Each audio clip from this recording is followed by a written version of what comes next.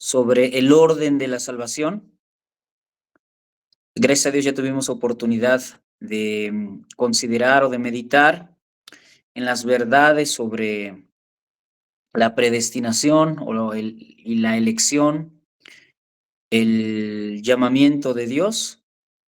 Y ahora vamos a meditar solamente en la conversión, hermanos. Yo sé que seguramente usted ha escuchado muchas veces esta palabra, conversión, que vamos a descubrir que se compone por dos de los elementos importantes del Evangelio, el llamado del Evangelio, ¿no? Lo cual implica fe y arrepentimiento.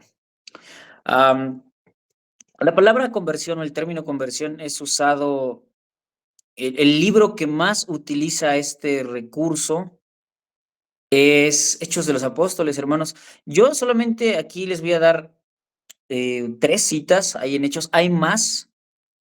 Por ejemplo, vamos a Hechos 3:26, por favor. Ay, perdón. Pensé que no tenía mi Biblia por ella, pero aquí está. Hechos 3:26, hablando sobre el concepto o el término conversión. Y es que, ¿saben? Me voy a adelantar un poquito. La conversión implica la fe y el arrepentimiento, ¿ok?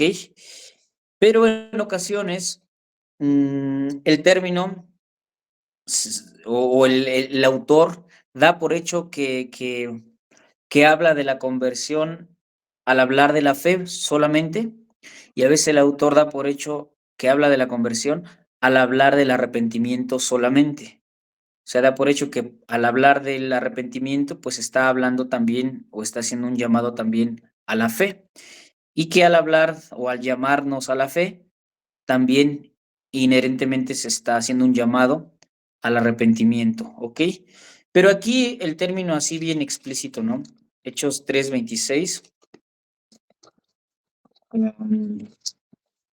Y vean que tiene que ver con fe y arrepentimiento. Dice así la palabra de Dios. A vosotros, primeramente, Dios, habiendo levantado a su Hijo, lo envió para que os bendijese, a fin de que cada uno se convierta de su maldad. Bien, aquí pareciera el término con un poquito de más matices comparado con la idea de arrepentimiento, ¿no? Aquí mismo en Hechos, pero ahora 14, verso 15. Y diciendo, varones, ¿por qué hacen esto? Nosotros también somos hombres semejantes a ustedes, que os anunciamos que de estas vanidades os convirtáis al Dios vivo, que hizo el cielo y la tierra, el mar y todo lo que en ellos hay. Nuevamente en el libro, capítulo 26, verso 18. Para que abras sus ojos, para que se conviertan de las tinieblas a la luz y de la potestad de Satanás a Dios, para que reciban por la fe que es en mí perdón de pecados y herencia entre los santificados. Bueno,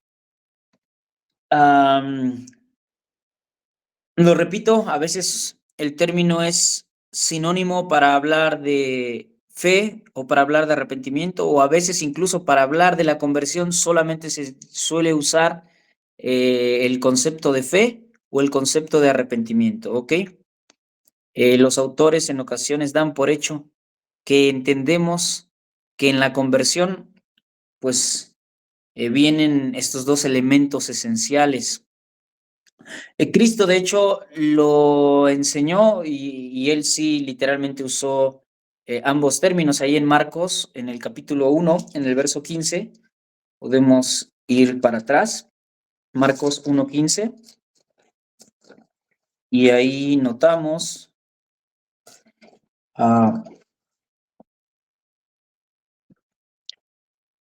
Dice, bueno, desde el 14, después que Juan fue encarcelado, Jesús vino a Galilea predicando el evangelio del reino de Dios, diciendo, el tiempo se ha cumplido y el reino de Dios se ha acercado.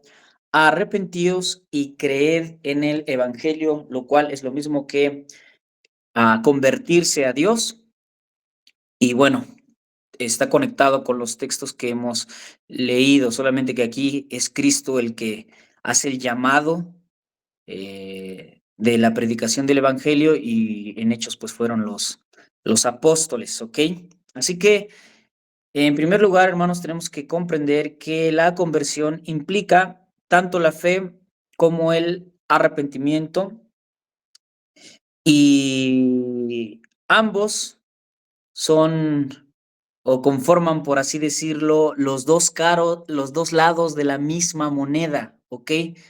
Eh, Es la misma moneda, la conversión, con cada uno de sus lados, ¿no? La fe y el arrepentimiento. Y estos creo que ocurren de una manera simultánea. No podemos estar arrepentidos sin tener al mismo tiempo fe y no podemos tener fe sin tener al mismo tiempo arrepentimiento, ¿ok? Bueno, primero vamos a hablar sobre la fe, porque pues es un aspecto de la conversión, ¿vale? La fe. Y todavía de una manera más específica, la fe verdadera o la fe que salva, ¿sale? Y es muy bonito comenzar una meditación o un razonamiento antes de decir lo que es o lo que significa aquello de lo que vamos a tratar, pues poder definir lo que no es, ¿verdad? Lo que no es, en este caso, lo que no es la fe, ¿vale? Am, Me gustaría que aquí participaran, hermanitos. Me gustaría que algún voluntario levantara la mano y pudiera compartirnos lo que entiende que no es la fe, ¿verdad? Lo que ha llegado a comprender. ¿Qué no es fe? ¿Algún voluntario? Lo que no es la fe. Algo que pudiera parecerse a fe, pero que realmente no es. Eh, por favor, hermanita Rosario. Hermano, pues algunos ejemplos de lo que no es fe es, por ejemplo, las personas que dan su ofrenda, que hacen algún servicio en la iglesia y a eso le llaman fe como queriendo agradarle al Señor.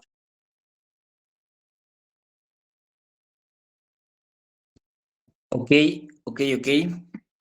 Un tipo de servicio meramente. Gracias, hermanita. ¿Alguna otra idea, hermanos?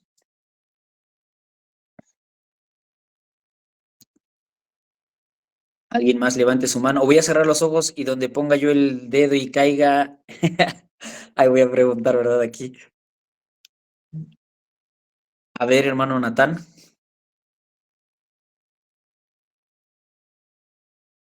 Ah, error de dedo. Pues esta gente o nosotros mismos, ¿no? Que decimos sí aceptar a Dios o sí aceptar sus bonanzas, pero no someternos a su voluntad plena. Solo querer las bendiciones y no querer, pues, las recomendaciones. Ok, hermano, muchas gracias. Puede ser, ¿verdad? Solamente buscar una relación con Dios por mera conveniencia. Am, mm, por ahí hay un comentario, no sé dónde leer los comentarios, creo que lo comentó mi esposa. ¿Cómo le hago para...? Ya encontré. Dice, muchos dicen tener fe solo porque creen que Dios existe, pero no lo conocen o no tienen una relación con Él. Ok. Am, Quizás tengo que ser un poquito más explícito en mi pregunta. ¿Qué entiende la sociedad en general, la sociedad que representa el secularismo o a la cuestión secular sobre fe, hermanos? A ver, hermano Alfonso, ¿cómo entienden el concepto las personas que no tienen información bíblica sobre la fe? ¿Qué entienden por fe, hermano Alfonso?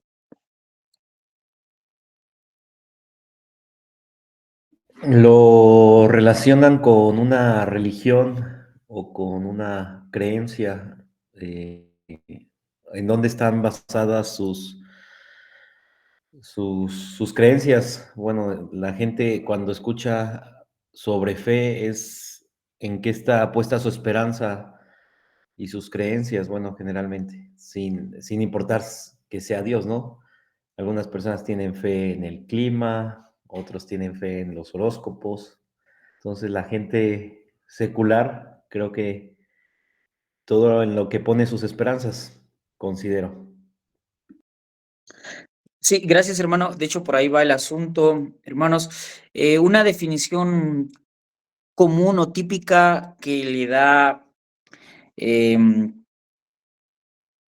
el mundo secular o el pensamiento secular a la idea de la fe es el que depositemos nuestra confianza incluso en lo que no tiene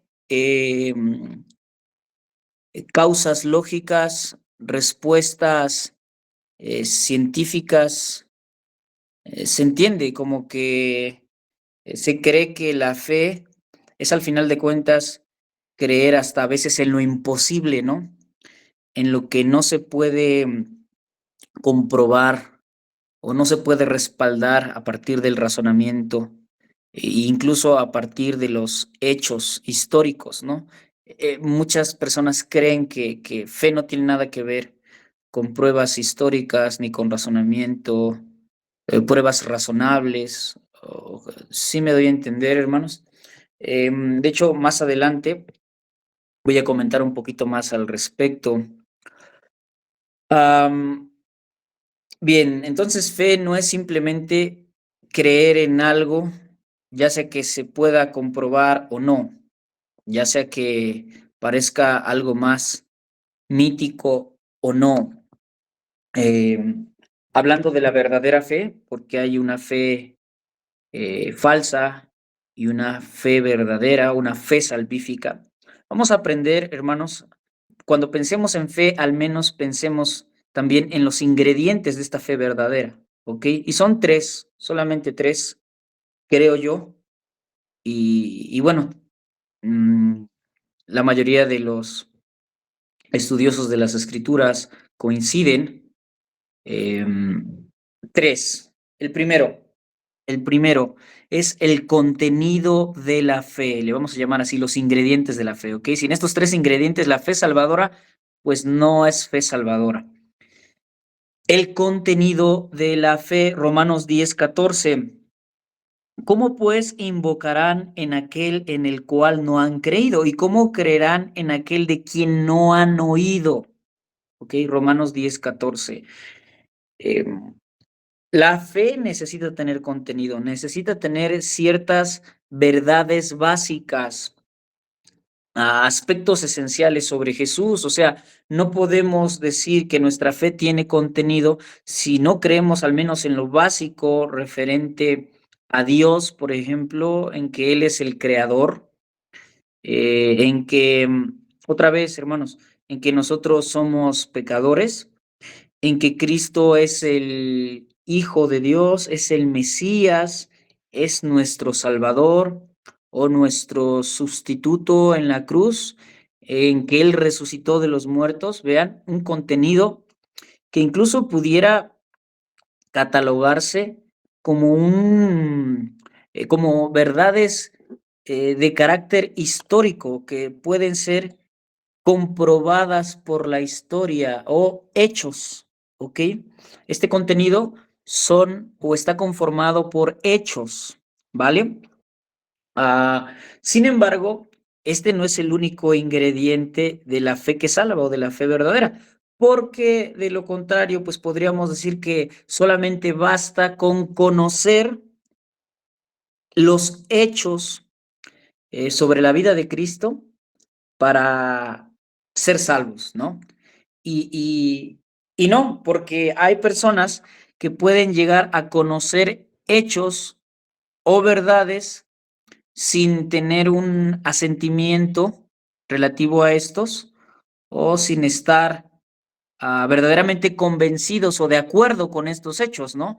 Por ejemplo, ahí en Romanos 1:32 dice, quienes habiendo entendido el juicio de Dios, vean, el texto nos muestra que hay personas que llegan a entender las bondades de la ley, por así decirlo, pero cuando digo lo bueno de la ley no significa que ellos hayan llegado a tener un asentimiento también en su corazón y en su voluntad, solamente entienden algo relativo al juicio de Dios y por qué Dios debe juzgar y todo esto. Dice, y que los que practican tales cosas son dignos de muerte.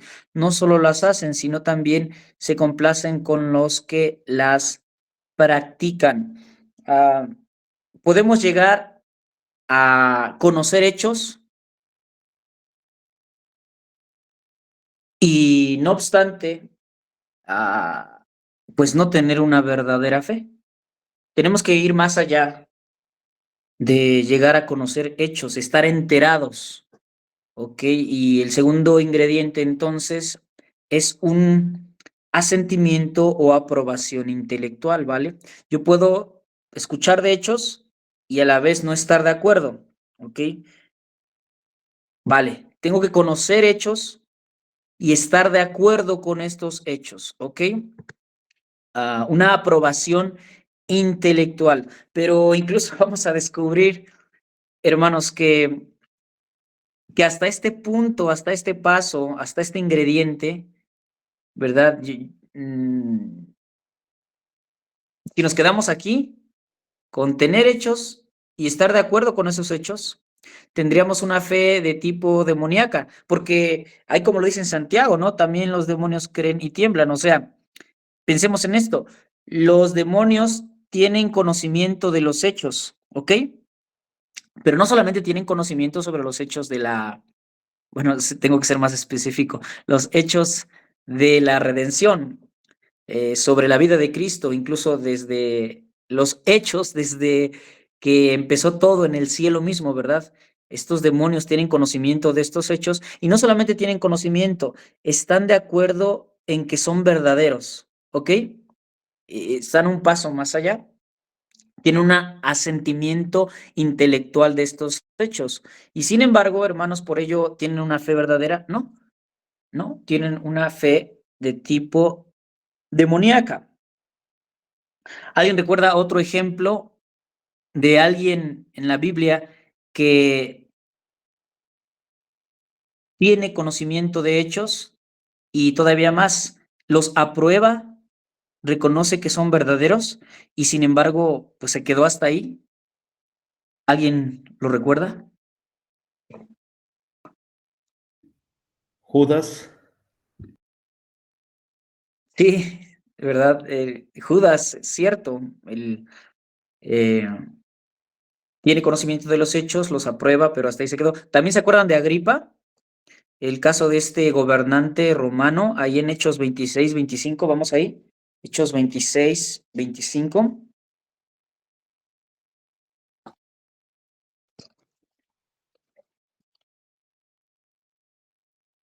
Mas él dijo, no estoy loco. Es Pablo el que está hablando. No estoy loco, excelentísimo Festo, sino que hablo palabras de verdad, de cordura. Pues el rey sabe estas cosas. Vean, el rey tenía un conocimiento de hechos judíos, de cultura judía, de religión judía y de el libro sagrado de los judíos, la Torá, los profetas. El rey sabe estas cosas, delante de quien también hablo con toda confianza, porque no pienso que ignora nada de esto, pues no se ha hecho esto en algún rincón. ¿Crees, rey Agripa? Vean, no solamente está preguntando Pablo, ahora lo está está planteándole un paso más, ¿no? No solamente tener conocimiento de los hechos y estar de acuerdo con los hechos, sino si el segundo paso era un asentimiento intelectual, yo le llamaría al tercer paso un asentimiento del corazón. Y es lo que Pablo le pregunta al rey. ¿Crees, oh rey Agripa, a los profetas? Yo sé que crees. Entonces Agripa dijo a Pablo, por poco me persuades a ser cristiano. Es decir, pues estaba yo hasta el segundo ingrediente de la fe, ¿no? Lo que es contenido o conocimiento sobre los hechos, aprobación intelectual sobre estos hechos, pero hasta ahí se quedó. No sé, me suena como que quisiera yo hacer un helado napolitano, ¿verdad? Solamente con vainilla y fresa o chocolate y vainilla, o si me entienden, o sea, no es un helado napolitano hasta que tenga chocolate, vainilla y fresa.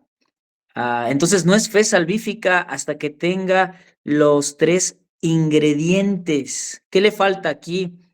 Pues eso, el asentimiento con el corazón y en una palabra, la confianza en estos hechos y más allá de los hechos, hermanos, en la persona de Cristo. ¿Ok? Una confianza personal en Cristo. Y aquí la palabra confianza es mejor que la palabra fe.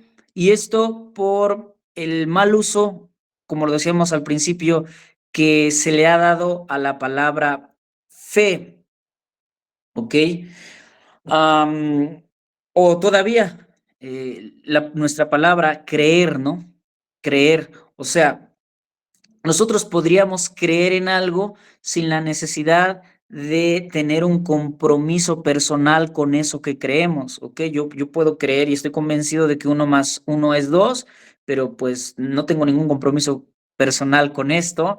O un médico, por ejemplo, puede creer que fumar es causa de cáncer y aún así no tener un compromiso personal con estos hechos. Aún así fumar, ¿no? ¿Se dan cuenta? Puedo creer algo sin tener un compromiso personal con ello. Y fe, como se entiende hoy, es lo que decíamos hace un momento, no es como que tener un compromiso irracional, ¿no? O que con algo irracional o algo que carece completamente de evidencias y de lógica.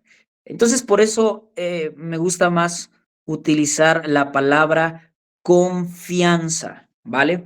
Eh, por ejemplo, en nuestras relaciones, aprendemos a confiar en las personas en la medida en la que los conocemos más y más y más y más, ¿no?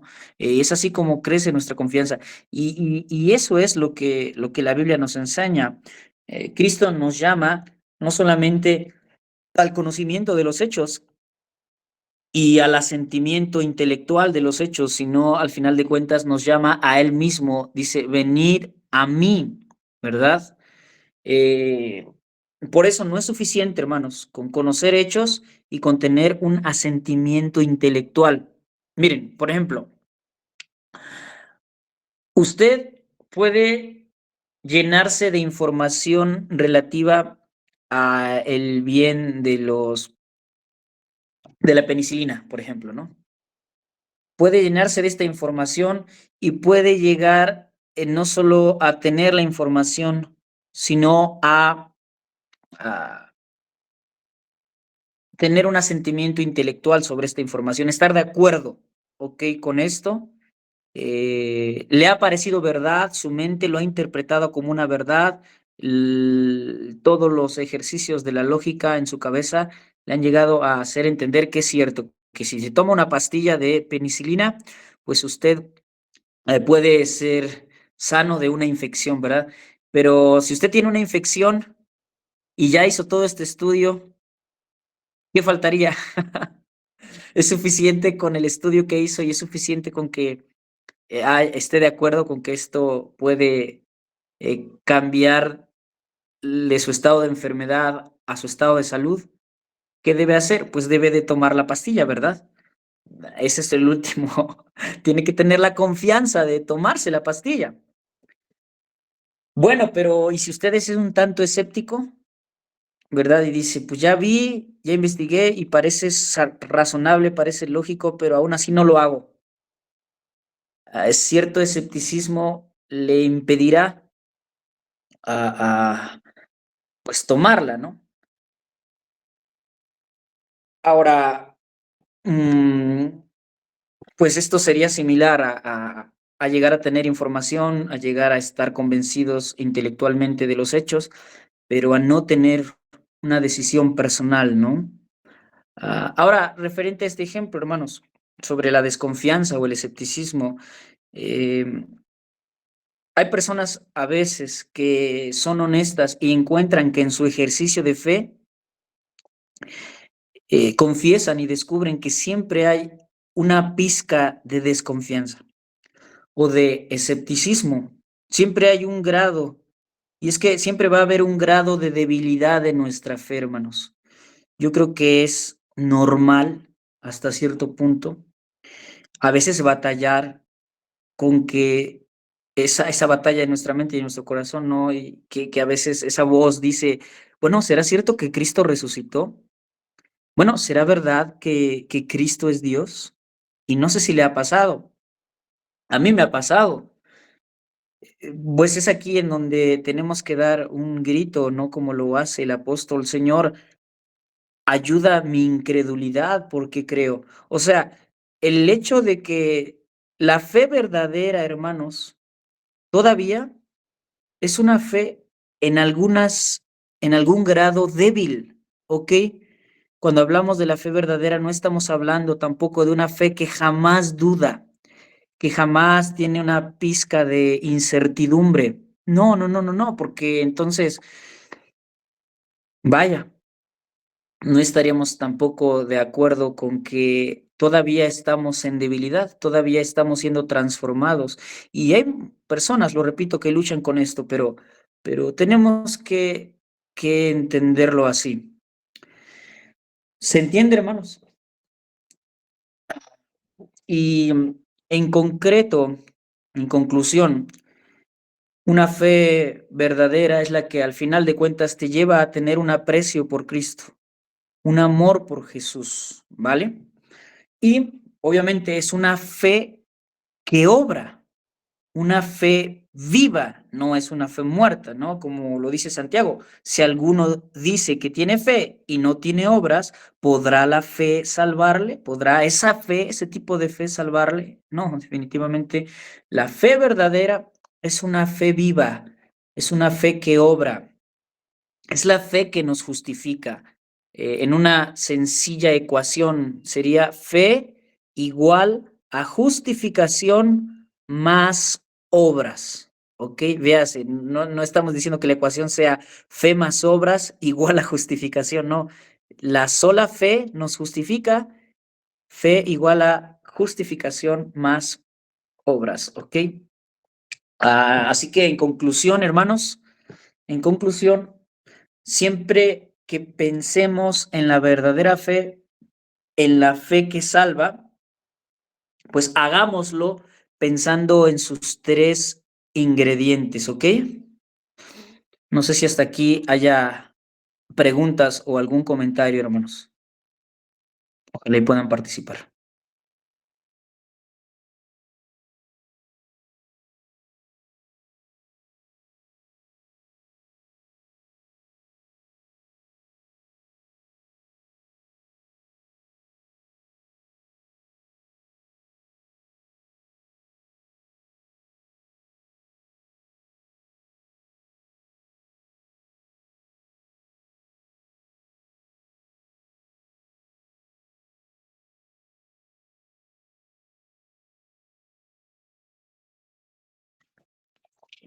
Bueno, creo que estamos de acuerdo. Ojalá y de verdad haya sido sencillo de entender. Vamos entonces, hermanos, de la fe ahora al arrepentimiento, porque recuerdan que la conversión eh, está constituida, o pusimos el ejemplo, las dos caras de la misma moneda, ¿no?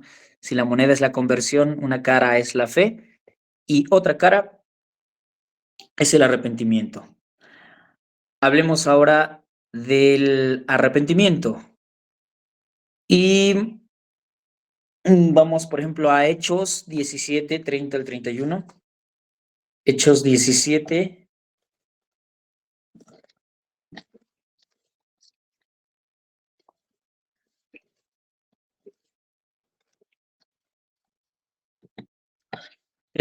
Al 31. Pero Dios, habiendo pasado por alto los tiempos de esta ignorancia, ahora manda a todos los hombres en todo lugar que se arrepientan, por cuanto ha establecido un día en el cual juzgará al mundo con justicia por aquel varón a quien designó, dando fe a todos con haberle levantado de los muertos. Definitivamente, el Evangelio siempre necesariamente debe terminar con el llamado a la fe y al arrepentimiento. El arrepentimiento no es un asunto opcional en la conversión. Acabamos de leer que es un mandato, es un imperativo divino, es un llamado de Dios al mundo, a los hombres. Así que si hemos de decir que tenemos la fe que salva, también tenemos que tener el verdadero arrepentimiento o deberíamos de haber experimentado arrepentimiento. ¿Ok? Aquí resultaría interesante, solamente a manera de dato, hermanos, hacer la diferencia entre la causa de nuestra justificación. Mientras tanto, que la Biblia dice de una manera muy detallada, muy obvia, que la causa de nuestra justificación es la fe y no se dice que sea el arrepentimiento, ¿ok? La causa de la justificación es ese lado de esa moneda, ¿no? Que se llama fe. El arrepentimiento no nos justifica, ¿ok? De hecho, el arrepentimiento no logra declarar a no culpables a los culpables. Pongamos un ejemplo, ¿no? Pensemos en un hombre que ha cometido algún tipo de crimen, algún tipo de homicidio, no lo sé, y en medio del juicio, de su juicio, este hombre logra experimentar verdadero dolor, verdadera contrición por lo que ha causado, por lo que ha cometido. Y esto llega a causar que después él verdaderamente cambie su vida, cambie su mente, incluso que se convierta en un filántropo, ¿verdad? Pero díganme si por esto el juez debería perdonarlo, ¿ok? Porque ha experimentado un verdadero arrepentimiento. ¿Qué opinan?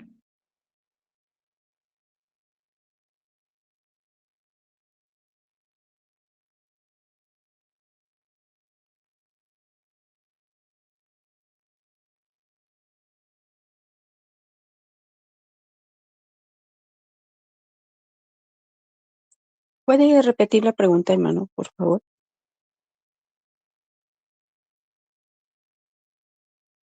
Sí, me refiero a que si en un escenario humano el arrepentimiento, el verdadero arrepentimiento tendría ahora estoy hablando en un escenario humano y estoy hablando del verdadero arrepentimiento en el escenario humano, no el verdadero arrepentimiento bíblico, pero si en un escenario meramente humano el arrepentimiento tiene el potencial o la capacidad para liberar o para declarar inocente a un culpable.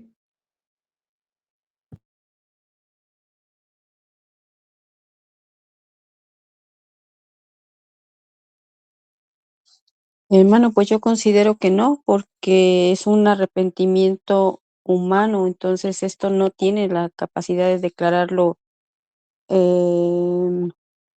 más bien la capacidad de declararlo inocente, pues se arrepiente, pero pues lo que hizo ya lo hizo. Así es, exactamente. De la misma manera, gracias, hermana. El propósito solamente al abordar este asunto de esta forma es que recordemos que incluso también en la cuestión teológica, se nos dice a nosotros que hemos sido justificados o declarados no culpables debido a la fe, hermanos, no debido al arrepentimiento, ¿vale? Solamente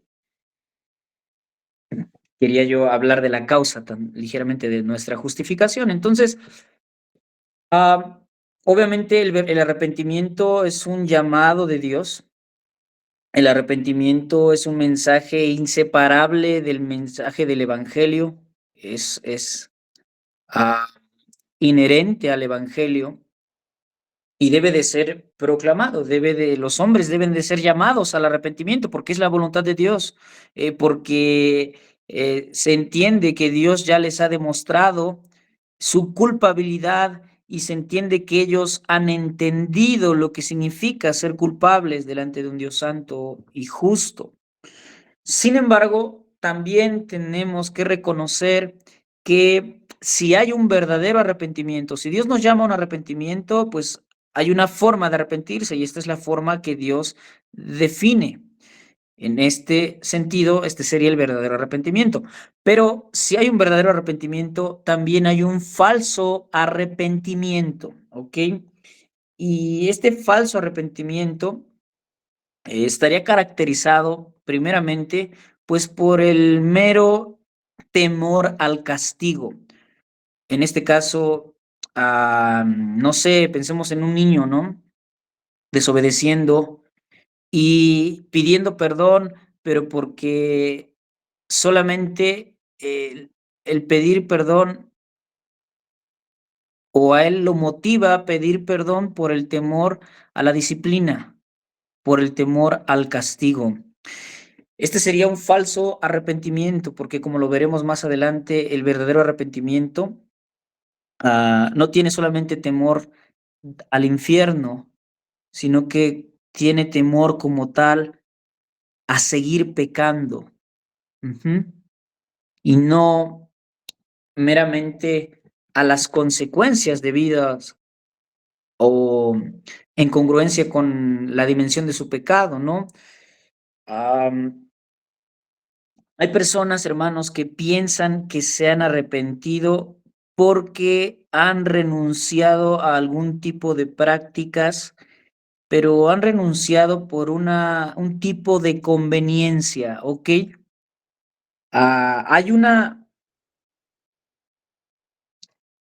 hay una forma en la que al ser humano le conviene hacer el bien, le conviene vivir el bien.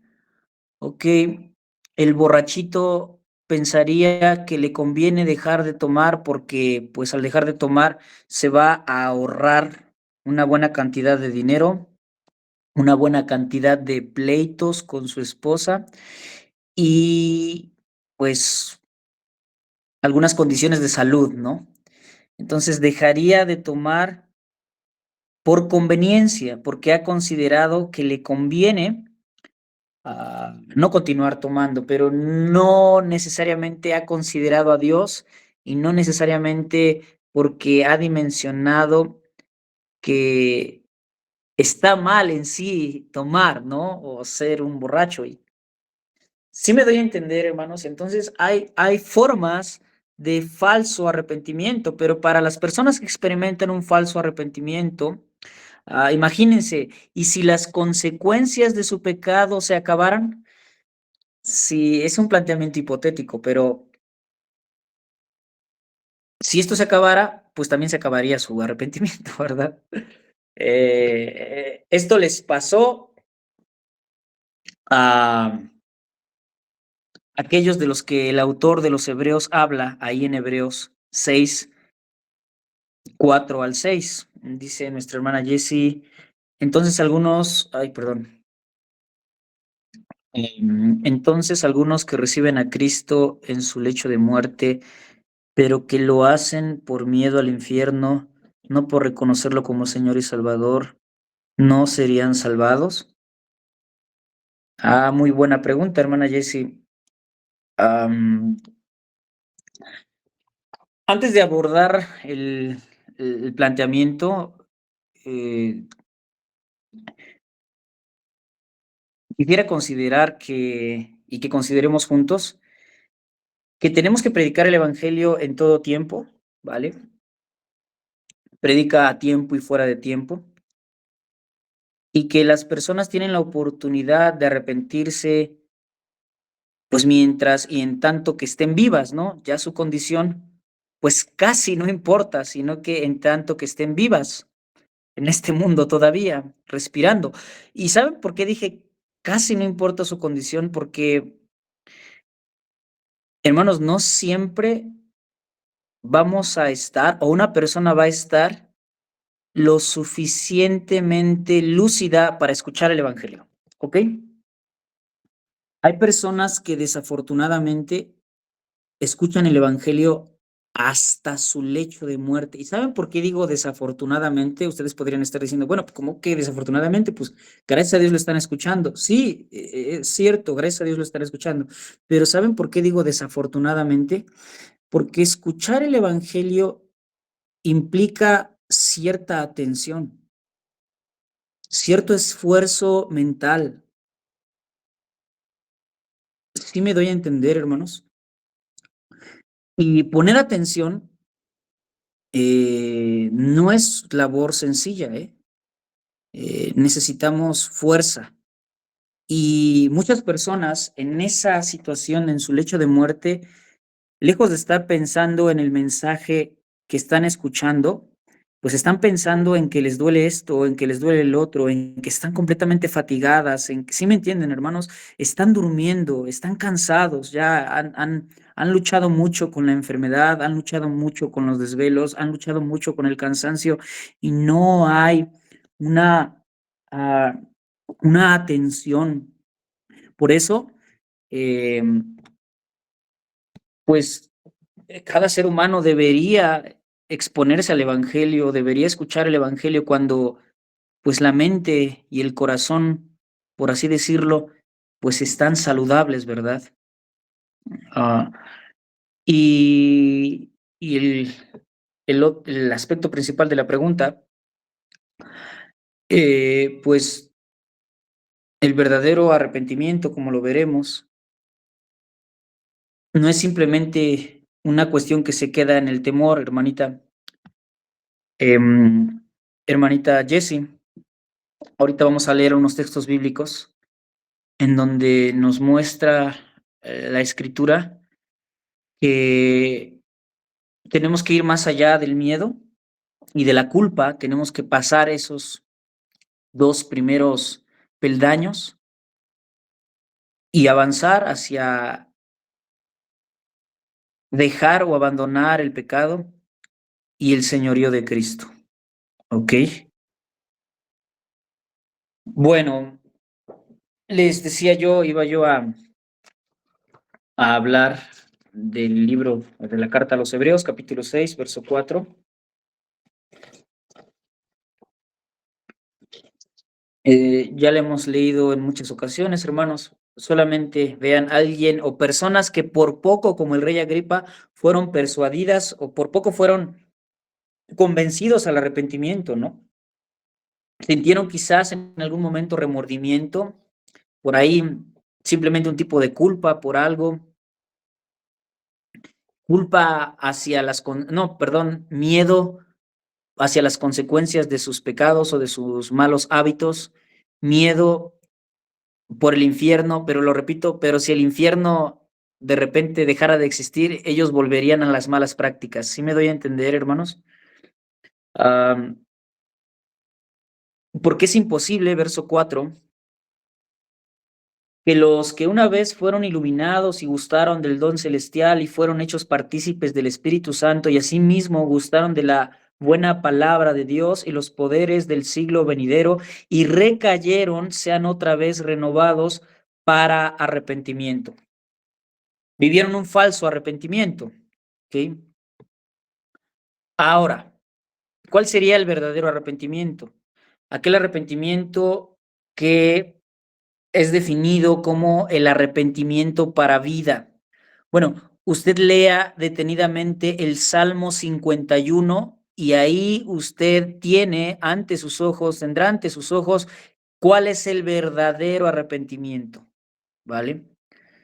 Leemos también en Isaías capítulo 55, versos 6 al 7, y así como la fe tiene 3 ingredientes, el arrepentimiento también tiene 3 ingredientes. Isaías 55, 6 al 7. Este texto nos va a dar al menos 2 de esos 3 ingredientes.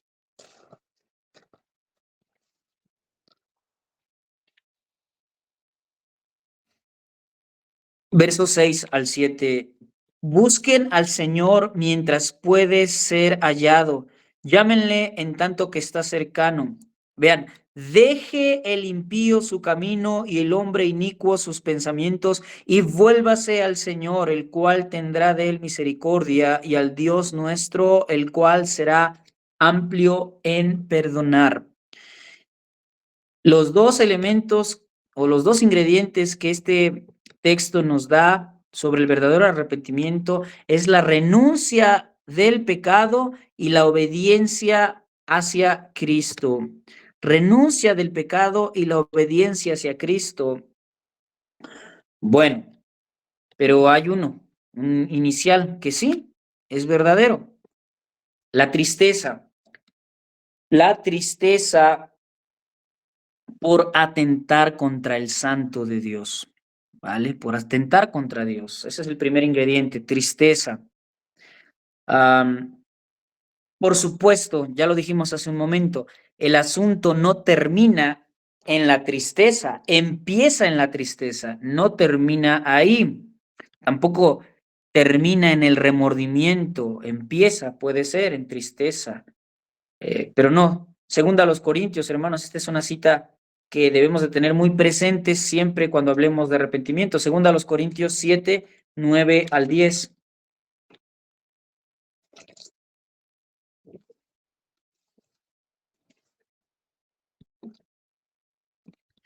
Ahora me gozo, dice el apóstol Pablo, no porque hayáis sido contristados. O sea, Pablo dice, no estoy contento solamente porque se entristecieron, porque experimentaron tristeza y dolor. No, no, no, no, no, no solo por eso. Vean,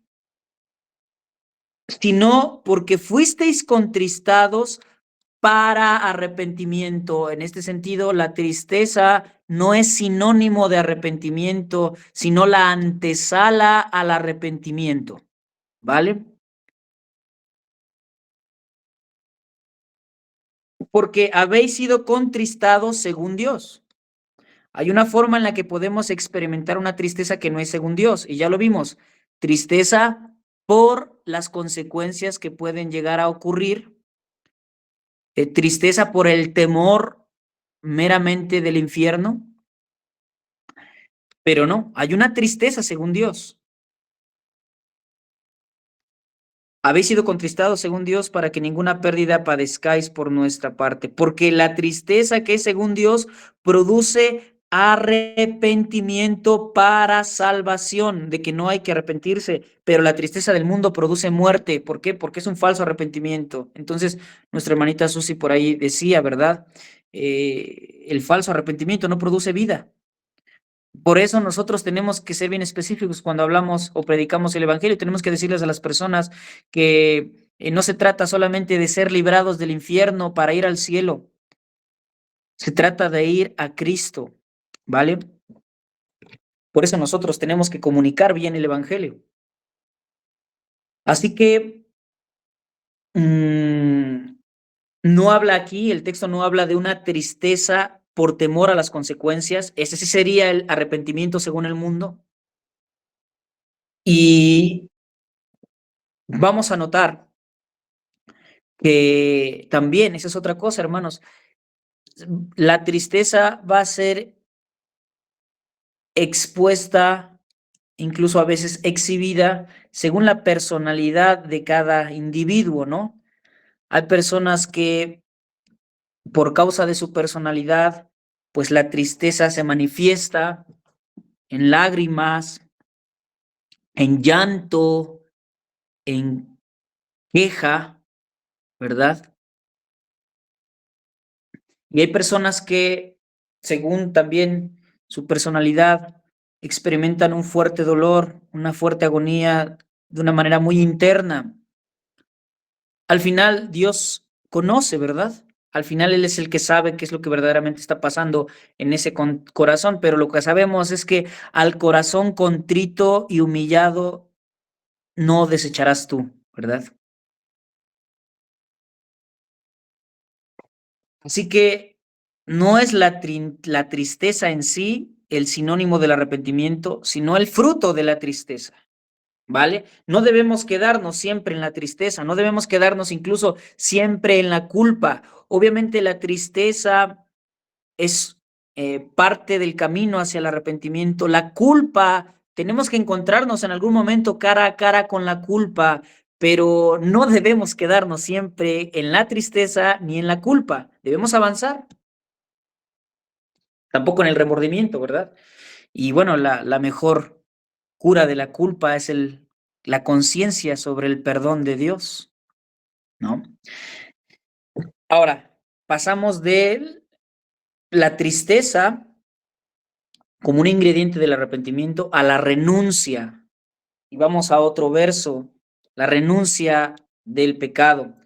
Isaías 16, 18. Perdón, Isaías capítulo 1, verso 16 al 18. Otro texto muy conocido, ¿verdad? Muy citado.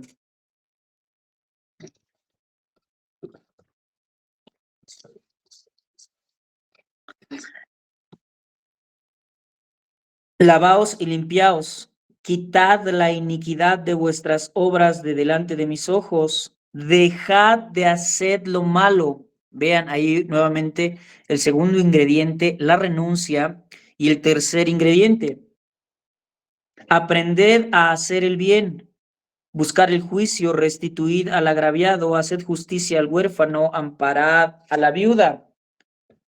Renuncia al pecado. Y la obediencia. Este es otro de esos ingredientes que las personas que hacen cambios o realizan cambios meramente morales, pues no lo entienden. Una persona que realiza cambios meramente morales o meramente religiosos, sí, puede experimentar tristeza, dolor, culpa debido a su estilo de vida. Puede también llegar a experimentar la renuncia, abandonar sus malas prácticas o su mal estilo de vida por las motivaciones que ya dijimos, que en general son las incorrectas,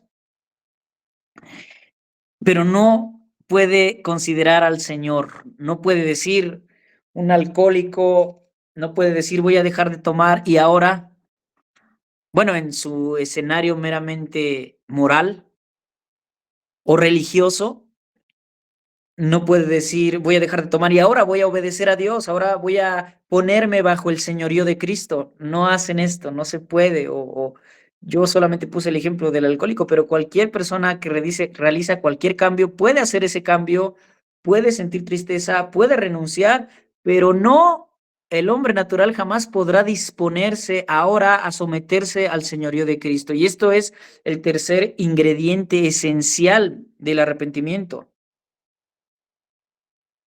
Comenzar a hacer el bien. El bien definido por quién? Pues por Dios. Y el bien definido por Dios es colocarse bajo el señorío de Cristo. ¿Vale, hermanos? Bueno, espero que hayamos entendido la conversión, lo que significa la verdadera fe, el verdadero arrepentimiento. Pues estoy aquí al pendiente de sus preguntas o de sus comentarios, hermanos. Comenten. ¿Puede repetir en orden los tres ingredientes del arrepentimiento, hermano? Sí, sí, claro, hermano. Sería tristeza, renuncia y obediencia.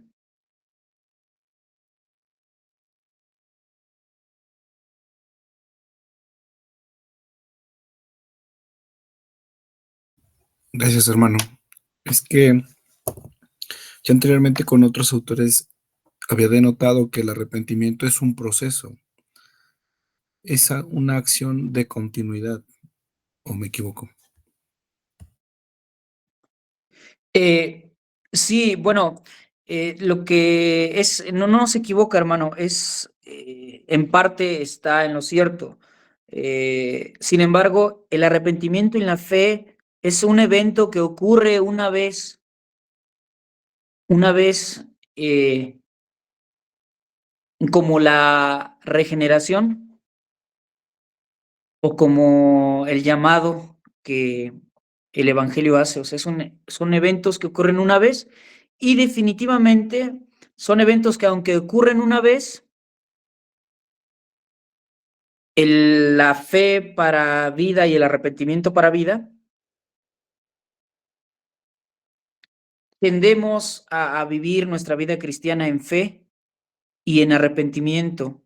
O sea, pues vivo arrepintiéndome también, ¿no? De lo que hago y vivo creyendo y mi fe se hace más robusta, más consistente en función de lo que voy conociendo, ¿no? De Dios en la escritura, en función de el trabajo que hacen mis demás hermanos con los dones que Dios les da a ellos para impartirlos a los demás hermanos, ¿no? O sea, mi fe va haciéndose más robusta, más firme, con más contenido.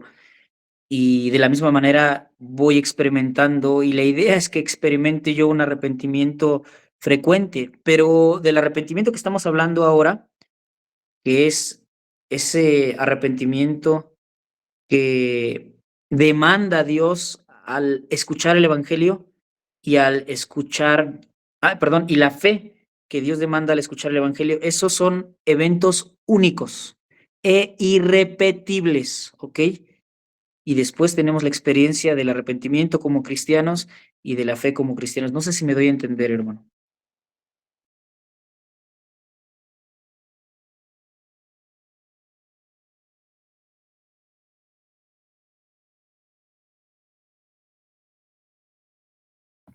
Gracias, hermano, sí.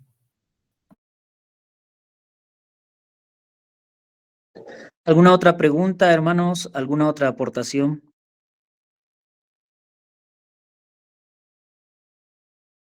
Adelante, hermano Ángel. Sí, hermano, buenas noches. Es que me quedé pensando respecto a la pregunta que hizo la hermana, respecto a lo de las personas que sí hacen su arrepentimiento en su lecho de muerte.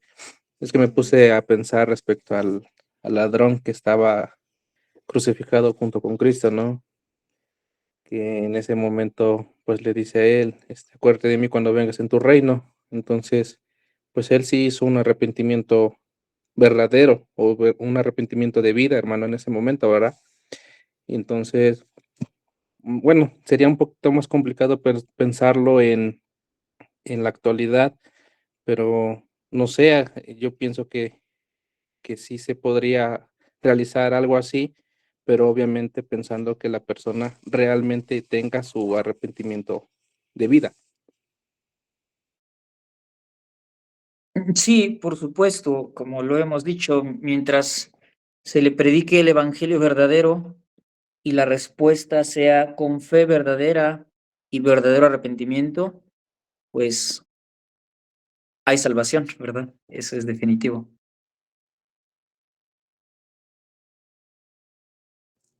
Gracias, hermano. ¿Alguien más, hermanos? Por favor, ¿alguien más? ¿Alguna pregunta o alguna aportación? Son muy enriquecedoras las preguntas, también las aportaciones.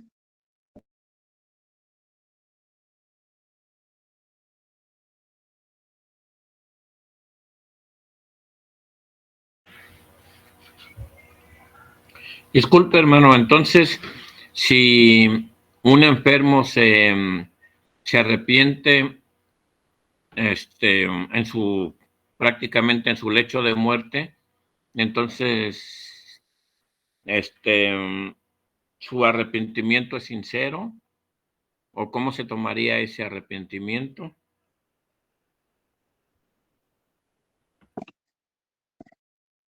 Pues sí, hermano, gracias. Pues ahora sí que si su arrepentimiento tiene eh, una, un dolor sincero por su pecado y si él se dispone a renunciar al pecado y a obedecer a Cristo, pues podemos definir ese arrepentimiento como verdadero. Pero si él solamente tiene miedo del infierno y solamente tiene miedo de las consecuencias o tiene un dolor porque está viviendo en ese momento las consecuencias a las que lo han llevado a su pecado, pues no podríamos definirlo como un arrepentimiento verdadero, hermano.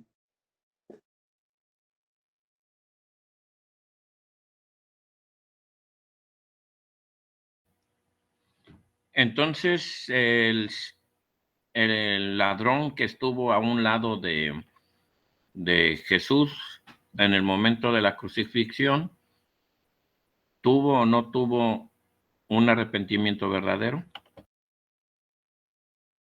Pues sí tuvo un arrepentimiento verdadero porque el mismo Señor Jesucristo le confirmó su fe y su arrepentimiento y le dijo, hoy estarás conmigo en el paraíso. En ese sentido, lo que debemos entender que ese arrepentimiento no ocurrió de una manera mágica. Él se expuso ante la persona de Cristo. Cristo le predicó también le modeló la perfección de la vida, ¿no? O sea, él estuvo al lado del justo y él lo entendió de tal manera que se ve que está consciente de lo que dice al grado de que él empieza pues como que a regañar, ¿no? Al otro malhechor y le dice, nosotros justamente padecemos y recibimos lo que merecen nuestros hechos, mas este ningún mal hizo. Y entonces volteó a verlo y le dijo, o sea, la verdad, hermanos, estamos hablando de un caso, yo creo que extraordinario, porque se imaginan ver a un hombre allí bañado en sangre, eh, con pedazos de piel ya eh, fuera de su cuerpo, apenas puede respirar y con los ojos de la fe mirarlo como, acuérdate de mí cuando estés en tu reino, como un rey. O sea, la fe de este hombre fue extraordinaria, hermanos. Debemos de mirar ahí y ver que yo me pongo en el lugar del malhechor y lo más probable es que yo no hubiera, si Dios me hubiera puesto en ese momento y en ese lugar para que ese día fuera el día de mi visitación, híjole, hubiera sido difícil para mí ver a un hombre moribundo y decir que él es el rey cósmico, ¿no? Entonces este hombre pues obviamente confió, tuvo fe y recuerden, la verdadera fe justifica y en efecto no se puede tener verdadera fe si no sin que no haya un verdadero arrepentimiento y este hombre evidenció tener verdadera fe, por lo tanto tiene un verdadero arrepentimiento y por lo tanto pues fue salvo. Sí, no sé si me dio a entender, hermano Carlos, luego nuestro hermano Benjamín. Sí, hermano, muchas gracias.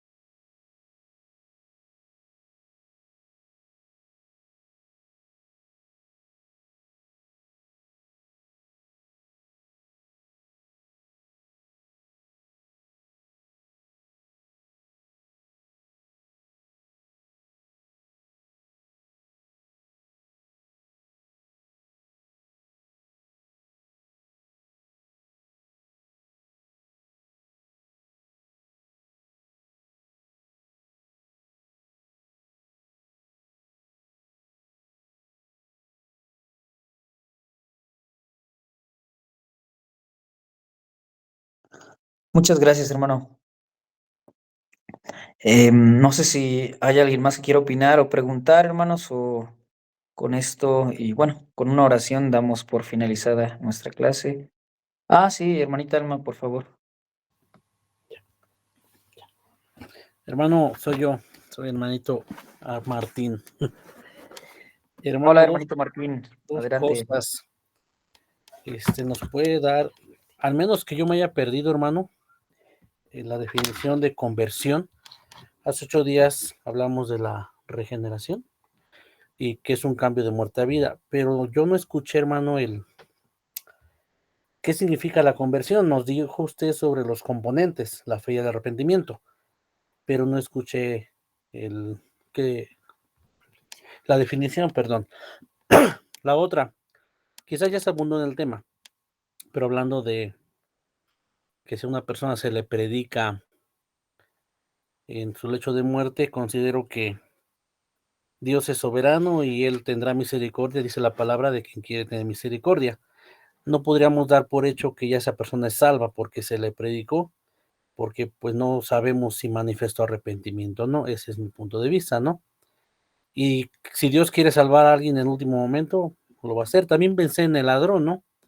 En el hecho de que en ese momento él pues buscó a Jesús, ¿no? Bueno, en sus palabras, ¿no?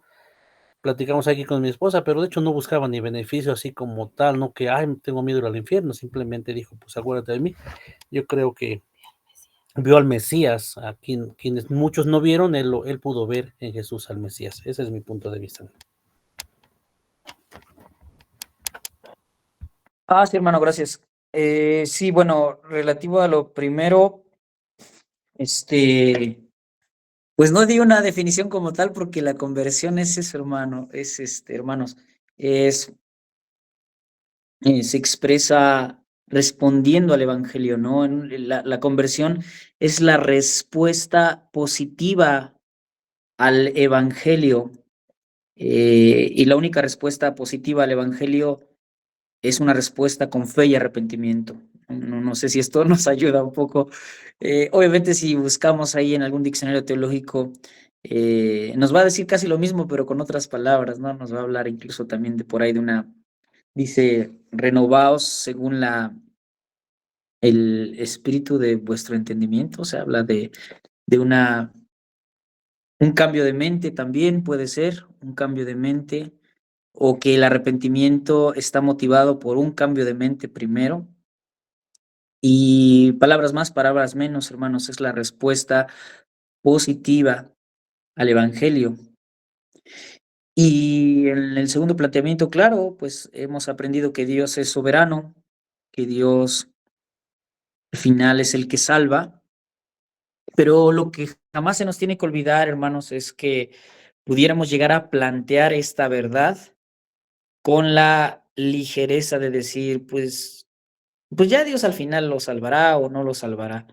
No, no, no, no, no. Siempre tenemos que recordar que si Dios va a salvar a alguien, es porque ese alguien se expuso al verdadero evangelio. No estoy diciendo que se expuso a la mejor predicación del evangelio, o al mejor predicador del evangelio, o a la mejor manera de hablar del evangelio, pero se expuso al menos en esencia a las verdades eh, pues, básicas del evangelio.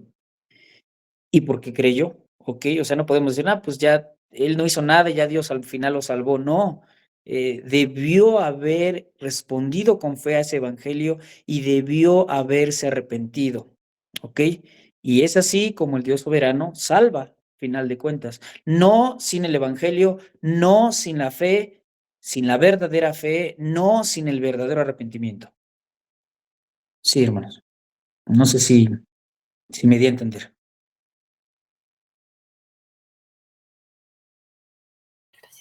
Sí, hermano, gracias. Bien, hermanos, pues, claro, adelante, hermana Moni, adelante. Nos faltan de este tipo de preguntas y de aportaciones. Adelante. Bueno, hermanos, no solamente como se estaba hablando acerca de la palabra arrepentimiento, pensaba también que a veces puede ser un poco confuso cuando vemos en la palabra de Dios, que puede haber personas que se arrepienten, pero bueno, como el ejemplo de Judas, ¿no? Que habla de este como arrepentimiento, dice la Biblia, pero vemos en sus actos que no fue así. Sí, no sé si tenga algún comentario sobre esto. Oh, sí, esto sería meramente un remordimiento.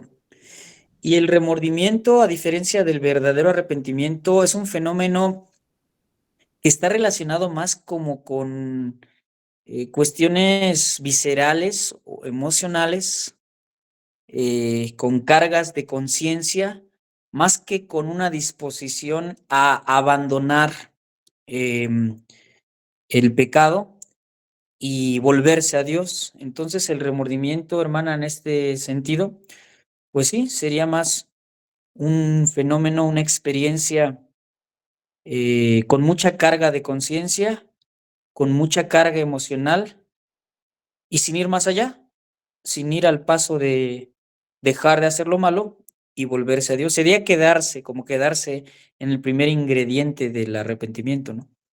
No sé si me explico. Sí, muchas gracias. Sí, gracias, hermana, gracias por la pregunta. ¿Alguna otra pregunta, hermanos? O nos disponemos a sonreír para la foto del hermano Benjamín.